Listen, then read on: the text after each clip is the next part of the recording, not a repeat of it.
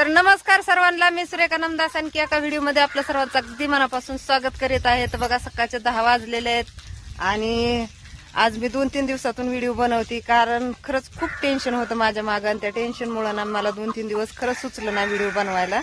तर म्हणलं चला आज जरा थोडंसं टेन्शन कमी झालं, म्हणलं चला आज एक व्हिडिओ बनवा. आणि खरंच दादांनो ताईंनो, सर्वात अगोदर एक लाईक करत जावा व्हिडिओला आणि व्हिडिओ आवडला तर चॅनलला सबस्क्राईब करत जावा, कमेंट करत जावा, कारण कसं होतं पुढचं व्हिडिओ बनवायला पण भारी वाटतं आणि येत राहते ना आपलं रोजचं कंटिन्यू व्हिडिओ.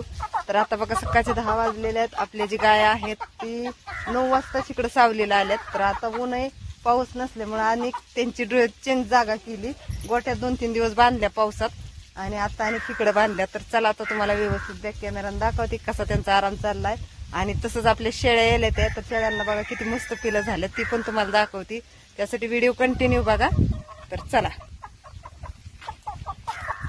तर इकडे बघा हो का कशा बांधल्यात सावलीला, काय होतंय. तर ह्या आहेत आपल्या अप्सरा सकाळच्या सोडल्यात लवकर. इकडं आपली काली बसली, तिकडं कल्याणी बसली, कारण आता त्या चाललाय त्यांचं बघा 9 वाजल्यापासून 5 वाजेपर्यंत मस्त त्यांचा आरामच चालणार आहे. आता इकडं गौरी उभा राहिली आणि इकडं ईश्वरी उभा राहिली, तिकडं हिटलर बसली या. तर हिटलर बी उभा राहिली बघा आता बसलेली. तर मस्त आराम चाललाय त्यांचा. गार सावली बघा, असं दाट लिंबाचं झाड आहे दारात आपल्या आणि त्या सावलीला मस्त अशा गारव्याला राहत्यात चांगल्या. तर कसं आहे, गायांना ना सकाळचं 9ला तर सावलीला घेतलं पाहिजे, पाणी बिणी दाखवून. सकाळचं लवकरच त्यांना चाराही द्यायचा.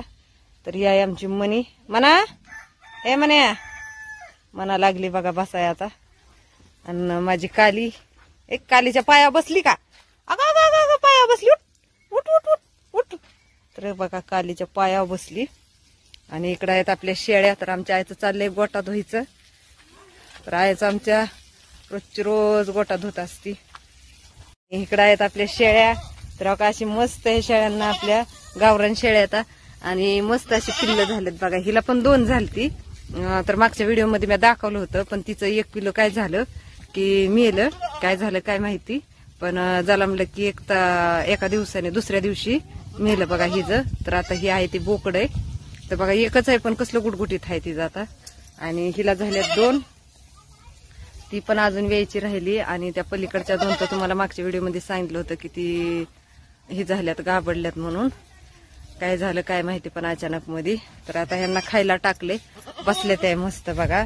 तर शेळ्या खरंच गावरानच सांभाळल्या पाहिजे. त्या मंडळी म्हणतात बरं का, शेळ्यांना गावरान शेळ्यांना दूध नसतं. तर हे बघा हिला 2 पिल्लं येते आणि तरी पण हिच्या कासत बघा दूध किती. आता जवळपास 10-10:30 वाजलेले सकाळचे. आणि एवढं म्हणजेच की हिची पिल्लं सकाळपासून दूध पिते ती. हे बघा ही 2 पिल्लं तिची येते ही.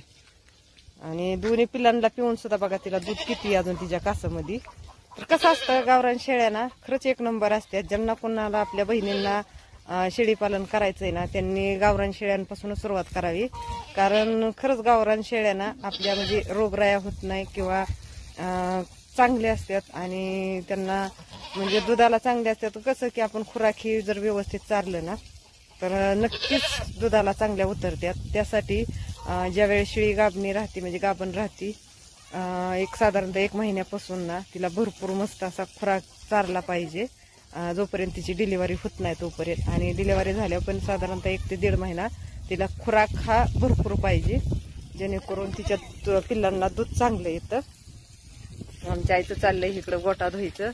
आज आहे ना आमच्या ही काळू बाळू चिल्ली पुल्लं सगळी धुवून काढले, ती वली करून टाकले. त्यांना काय गार लागल, त्यांना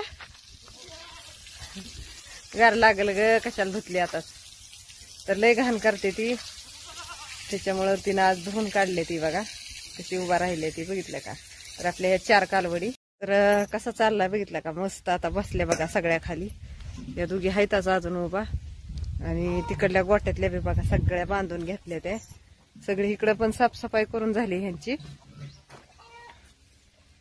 तर हो का इकडं बघा सगळ्या कुंड्याचं म्हणजे सगळी साफसफाई करून घेतली. इकडची राहिली तेवढी. ते काळू बाळू लागली वरडाय, ह्याला उन्हाला बांधले आता धुतल्यामुळं. आणि ही लागली वरडा इकडं तर. आणि हो का इकडचं राहिलं एवढं. तर कसं असतं सकाळचं उराकले का नाही काम मग बरं वाटतं. आणि आता तर धुण्या धाण्याचा राडा चाललाय त्याच्यामुळं घाटासाठी तर काम डबलच पडते, ते लोड डबलच पडतोय. तर हो का ह्यांचा बी इकडं आराम चाललाय. कसं आहे म्हणजे सावलीला बांधली ना लवकर तर गायांना म्हणजे कसं उन्हाच्या आधी बांधलं ना तर उन्हाने तापत नाही त्या, नाहीतर तापल्या की धापा देतात आणि ताप येण्याची पण शक्यता असते बरं का.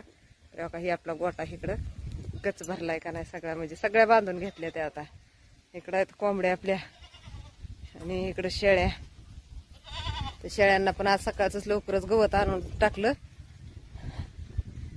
सकाळ सकाळचं म्हणलं खाऊन घेते ना. आज कुट्टी संपली बघा सकाळची लवकरच, गायांनाच पुरली नाही.